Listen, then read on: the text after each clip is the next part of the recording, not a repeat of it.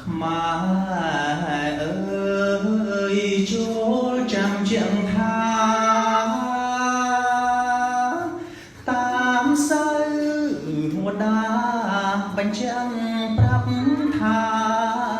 ពុកខ្មែរកានទឹកដីខ្មែរធំទូលំទូលាយផ្សព្វផ្សាយរុងរឿងគេអាញតែងលើកដំការដំកល់ជាតិយើងចាត់ទុកឡើងជាជាតិច្បងអរិយធម៌ខ្ពង់ខួឆាឆាយ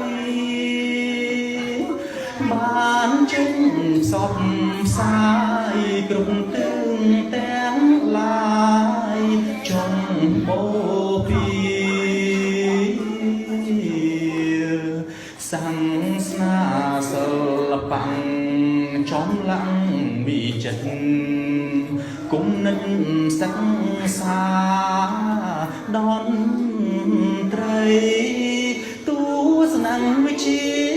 យុទ្ធសាស្ត្រសិក្សាជាគោលការណ៍ដែលខ្មែរផ្សាយទៅខ្មែរអើយចូលស្ដាប់សាវតាដែលបានចរចាបញ្ចាំងប្រាប់ថាពុកខ្មែរកានតាំងចិត្តឲ្យមួមខិតខំប្រឹងវិញបាញ់ចេញដងកានដងឡៃ